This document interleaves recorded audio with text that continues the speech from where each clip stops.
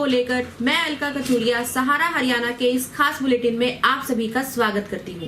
तो चलिए खबरों को विस्तार से जानने से पहले नजर डालते हैं हेडलाइंस पर। बालकपुरी धाम में कोरियोग्राफर स्वर्गीय कपिल की याद में लगा नेत्र जांच शिविर, सामाजिक और धार्मिक लोगों ने की शिरकत। SYL के मुद्दे पर किसान बिल के समर्थन में भाजपा नेताओं ने किया एक दिन का उपवास। रोडवेज कर्मचारी यूनियन की प्रदेश स्तरीय बैठक का हुआ आयोजन। खाप पंचायतें 20 दिसंबर को ढासा बॉर्डर पर शहीद किसानों को अर्पित करेंगी श्रद्धांजलि। किसानों से बातचीत करने की बजाय मोदी कर रहे हैं ढकोसला, कहा रणदीप सुरजेवाला ने।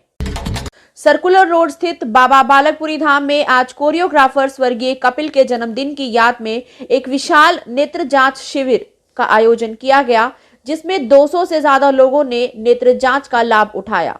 इस मौके पर उन्हें दवाइयां और चश्मे भी निःशुल्क बांटे गए। इस कैंप में मुख्य अतिथि के रूप में परमहंस स्वामी कालीदास महाराज, समाज सेवी एवं उद्योगपति राजेश जैन, पूर्व सहकारिता मंत्री मनीष ग्रोवर, आशीष गोयल ने अपने श्रद्धा सुमन स्वर्गीय कपिल को अर्पित किए। स्वामी कालीदास महाराज ने कहा कि बालकपुरी धर्मार्थ औषधालय समाज उत्थान में सदैव तत्पर रहता है और सभी के लिए प्रेरणा का स्रोत है। बालकपुरी डेरा का अंदर में श्री महंत महाराज करणपुरी जी का सानिध्य में आँख का शिविर लगा हुआ है। इस शिविर का विशिष्ट अतिथि का रूप में राजेश जैन सर पधारे। आज साहिल साहब का जन्मदिन भी है, उनको हार्दिक बहुत बहुत शुभकामना, बधाई भी। और यहाँ ससमा दवा बाबा जी हर समय, आजकल तो हफ्ता मात्र नहीं, रोज़ाना कुछ न कुछ बाबा जी का एक्टिविटी रहता है। ऐसे समाज सेवा में जिसका ऊपर में हमारा राजेश जैन सर का, साहिल साहब का, सभी का हाथ है, तो इसीलिए बाबा जी इस कर्म को एक सिर ध्वज जैसा बना करके चलाने में सामर्थ्य हो रहे हैं। और आगे आने वाला भविष्य भी बाबा जी इसी तरह तरक्की करते जाएं, समाज का भला करते जाएं, समाज को आशीर्वाद देते जाएं। और ये हम बाबा जी से प्रार्थना करते हैं। और बाबा जी का कारण आज सामने बाबा बालकपुरी पार्क बना, उस पार्क में भी बाबा जी का सवेरे शाम को कई तरह का एक्टिविटी देखने को मिलता है। और कभी कुछ करते, कभी गरीब कन्याओं का लिए कुछ कर लेते हैं, कभी अन्नदान करते हैं। बाबा जी का ऐसे कार्य का कारण सभी समाज जुड़ी हुई है और इसी तरह बाबा जी करते रहे। ये बाबा जी का चरणों में नमन वंदना करते हुए, और हमारे महामंडलेश्वर मधुसूदनानंद जी महाराज भी यहाँ पधारे हैं। ये मध्य प्रदेश से, ये भी समाज सेवा में खूब जुड़े हुए हैं। और साथ में मलिक साहब हैं, डॉक्टर का टीम है, सभी का बहुत बहुत बधाई, हार्दिक शुभकामना। राजेश जैन और मनीष ग्रोवर ने कहा कि स्वामी बालकपुरी जी महाराज धर्मार्थ औषधालय बहुत कम समय में सेवा करने के मामले में एक अलग स्थान बना चुका है और रोहतक का प्रत्येक व्यक्ति किसी न किसी माध्यम से इस औषधालय में सेवाएं प्राप्त करके अपने आप को धन्य महसूस कर रहा है। संत समाज को कहा है कि वोकल और लोकल की वो प्रेरणा दे लोगों को। अभी अगर हिंदुस्तान को आत्मनिर्भर बनाना है, क्योंकि संत समाज की हमारे लोगों में धर्म की प्रभावना है और उनकी सुनते हैं, तो महाराज से ये प्रार्थना है कि भाई आप हर बारी अब जो है ये और लोगों को आह्वान करें कि भाई मेक इन इंडिया के साथ जुड़ें और अपनी ही चीज़ों को ज़्यादा प्रमोट करें। तो उससे जो हमारे प्रधानमंत्री जी ने उद्बोधन किया है कि भाई हमें मैक्सिमम जो है मेक इन इंडिया को प्रमोट करना है। जैसे चाइना ने कहा है कि भाई आत्मनिर्भर बनो और दूसरों को अपने ऊपर निर्भर बनाओ, तो इंडिया का भी ये लक्ष्य होना चाहिए कि भाई आत्मनिर्भर बने, हमारे यहाँ से एक्सपोर्ट तो हो सके और हम लोग अपनी मैक्सिमम अपनी ही चीज़ों का इस्तेमाल करें। बाबा करणपुरी डेरे पर महंत बाबा बालकपुरी जी के आशीर्वाद से यहाँ पर आज आई कैंप लगा हुआ है। और मुझे प्रसन्नता इस बात की है, बाबा बालकपुरी डेरे पर समय समय पर ब्लड डोनेशन के कार्यक्रम, आई कैंप और समाज की सेवा के लिए डेरा गढ़नी रहता है।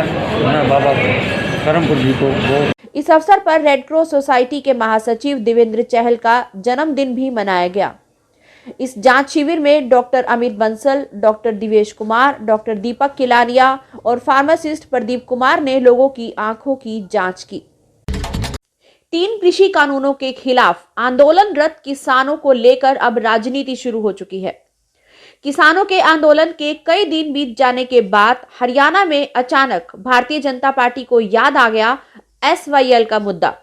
पंजाब से SYL का पानी लेने के लिए आज रोहतक में मेडिकल मोड़ पर डॉक्टर मंगल सेन और चौधरी देवीलाल की प्रतिमा के पास भारतीय जनता पार्टी के नेताओं और कार्यकर्ताओं ने एक दिन का उपवास रखा, जिसमें रोहतक सांसद डॉक्टर अरविंद शर्मा, पूर्व मंत्री मनीष ग्रोवर, निगम mayor Manmohan Goyal, senior deputy mayor Rajkamal Sehgal और महम से वरिष्ठ नेता शमशेर खरकड़ा पहलवान और योगेश्वर दत्त जैसे कई बड़े पदाधिकारी और कार्यकर्ता इस उपवास में मौजूद रहे।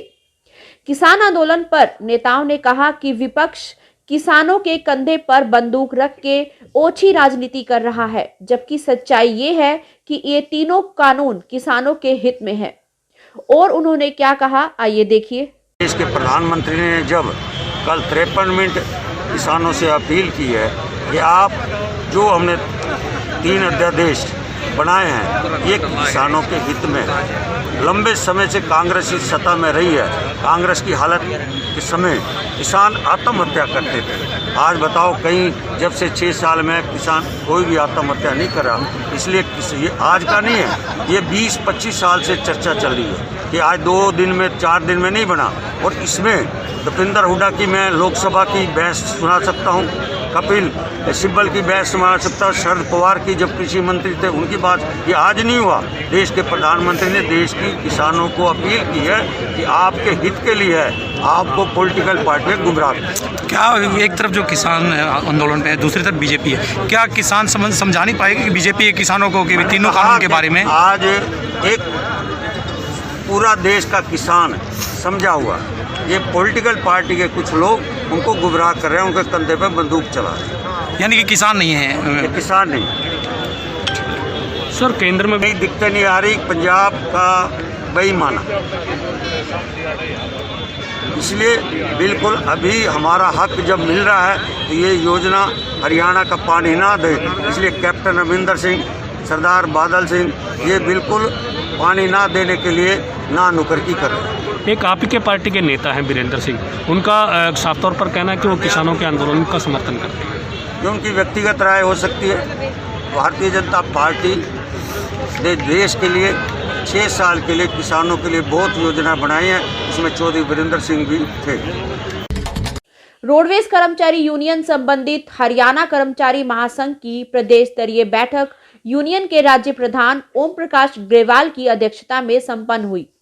बैठक में सभी डिपो और सब डिपो, केंद्रीय कर्मशाला और HRIC के पदाधिकारियों ने हिस्सा लिया और अपने विचार साझा किए। इस बैठक में किसानों के आंदोलन का समर्थन करते हुए आंदोलन के दौरान शहीद हुए किसानों की आत्मा की शांति के लिए 2 मिनट का मौन भी धारण किया गया। प्रदेश अध्यक्ष ओम प्रकाश ग्रेवाल ने कहा कि प्रदेश की गठबंधन की सरकार अपने चहेते पूंजीपतियों को लाभ पहुंचाने के लिए रोडवेज जैसे कमाऊ विभाग को निजी हाथों में सौंपना चाहती है। परिवहन मंत्री की अध्यक्षता में उच्च अधिकारियों के साथ अनेक दौर की वार्ता भी हो चुकी है, लेकिन कई मांगों पर सहमति बनने के बावजूद भी अब तक कोई पत्र जारी नहीं किया गया। प्रमुख मांगों का जिक्र करते हुए राज्य प्रधान ने कहा कि विभाग में ठेका प्रथा समाप्त करते हुए रिक्त पदों पर स्थायी भर्ती की जाए और पुरानी पेंशन को बहाल किया जाए।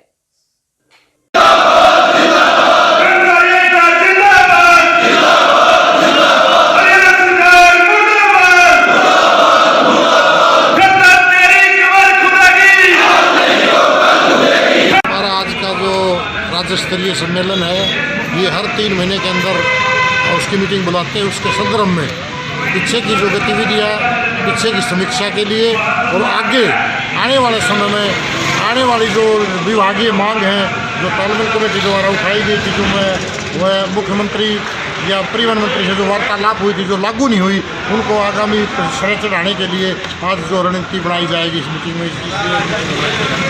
हमारा उद्देश्य रोडवेज के कर्मचारियों को विभिन्न जो मांगे हैं, हमने मांग पत्र हरियाणा गवर्नमेंट को भेज रखा है, डीजी को भेज रखा है, एसीएस को भेज रखा है, उसके ऊपर बुला करके हमारे से जो वार्ता करे, अन्यथा रोडवेज की तालमेल कमेटी आने वाले समय में मीटिंग बुला करके एक लंबा आंदोलन करने का निश्चय करेगी, जिसमें मुख्य मांगे कंडक्टरों का ग्रेड है उसको बढ़ाना है, पीछे का 3-4 साल का बोनस है, और विभाग में बसें हैं जो कि बिल्कुल ख़त्म होने जा रही है, नई बसें लाने का है, पुरानी पेंशन बहाली को लागू करवाने के लिए हमारे 11 सूत्रीय जो मांग पत्र, उसमें 6 जो मांगे मानी थी, उनको लागू करवाने के लिए आज ये इस मीटिंग में विचार विमर्श के लिए बुलाया।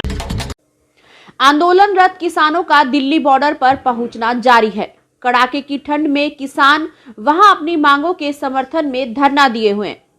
इसी सिलसिले में हरियाणा की विभिन्न खाप बराबर टिकरी बॉर्डर पर जमी है। वहां पर रागिनी कंपटीशन और विभिन्न प्रकार के कार्यक्रमों और लंगर लगाकर और भोजनालय चलाकर अपनी उपस्थिति ये सब दर्ज करवा रहे हैं। किसानों को सर्दी से बचाने के लिए हुड्डा खाप के पूर्व प्रधान धर्मपाल हुड्डा, सेठ कालू, राजेंद्र कुंडू, कैप्टन जगबीर मलिक ने बॉर्डर पर आज सैकड़ों कंबल बांटे। सभी खाप पंचायतों की तरफ से 20 दिसंबर को ढासा बॉर्डर पर आंदोलन में शहीद किसानों को श्रद्धांजलि देने के लिए एक समारोह आयोजित किया जाएगा, जिसमें सभी खापों के प्रधान और अधिक से अधिक संख्या में प्रतिनिधि पहुंचेंगे।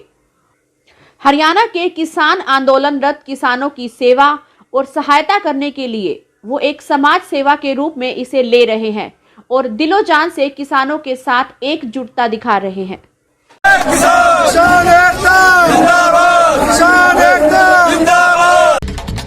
कांग्रेस महासचिव रणदीप सुरजेवाला ने आज किसान आंदोलन को लेकर केंद्र के मोदी सरकार पर करारा प्रहार किया और कई बातों पर उनसे जवाब मांगा। सुरजेवाला ने आरोप लगाया कि दिल्ली की सीमा पर बैठे लाखों किसानों को दरकिनार करके प्रधानमंत्री मोदी वीडियो कॉन्फ्रेंस के माध्यम से मध्य प्रदेश के किसानों से वार्तालाप का ढोंग और प्रपंच कर रहे हैं। सच्चाई ये है कि हिमालय की चोटी से ऊंचे अहंकार में डूबी मोदी सरकार के हाथ 24 अन्नदाताओं के खून से सने हैं, जो 21 दिनों से लाखों की संख्या में देश की राजधानी दिल्ली के चारों ओर न्याय की गुहार लगा रहे हैं। मोदी सरकार अब ईस्ट इंडिया कंपनी से भी बड़ी व्यापारी बन चुकी है, जो किसान की मेहनत की गंगा को मैली करके मुट्ठी भर पूंजीपतियों को पैसा कमवाने पर आमादा है। उन्होंने कहा, काले कानून आते ही किसान समर्थन मूल्य से कम बेचने पर मजबूर हो गया। यह हम नहीं कह रहे, एक निजी न्यूज एजेंसी ने हाल में ही 15 राज्यों की 291 मंडियों का सर्वे किया। उसमें पाया गया कि ये 3 काले कानून आने के बाद धान का समर्थन मूल्य यूपी में 47% गिर गया, गुजरात में 83% गिरा, कर्नाटक में 63% गिरा, तेलंगाना में 60% गिरा और पूरे देश में 70% किसानों को धान का न्यूनतम समर्थन मूल्य नहीं मिला। इससे बड़ी झूठ और क्या होगी मोदी जी। और किसान को आप बात करते हैं दालों की, किसान को लूटने के लिए मोदी सरकार जब उनकी फसल आती है तो विदेशों से आयात करती है। इसके 2 उदाहरण मैं पेश करूंगा। मक्का के किसानों पर मोदी सरकार ने आघात करते हुए जैसे ही मक्का की फसल इस बार आई तो इंपोर्ट ड्यूटी दलालों के साथ मिलकर 50% से घटाकर मक्का की इंपोर्ट ड्यूटी 15% कर दी। ऐसा क्यों किया आपने? क्योंकि 5 लाख मीट्रिक टन सस्ता मक्का विदेशों से मोदी जी ने मंगवा लिया और हिंदुस्तान के मक्का पैदा करने वाले किसान का रेट 1850 रुपए से गिर के 700 रुपए हो गया। बता दीजिए ये सही है कि नहीं? और यही नहीं, दाल की बात करते थे तो वो भी सुन लीजिए। कांग्रेस ने यह साबित किया था कि साल 2016 में आपने 15 महीने में 37 से 41 रुपए किलो पर दाल मंगवाकर देशवासियों को 150 रुपए बिकवाकर 2.5 लाख करोड़ की लूट करवाई थी। और साल 2020-21 में तो हद हो गई है। साल 2020-21 में अब जब किसान की दालें आएंगी तो मोदी सरकार ने 30 लाख टन, चौंकिए मत, 30 लाख टन विदेशों से दाल मंगवाने का निर्णय कर लिया है। इससे बड़ा आघात किसान के ऊपर होगा क्या? आज के लिए इतना ही। आपसे फिर मुलाकात होगी हमारे अगले एपिसोड में। तब तक के लिए नमस्कार।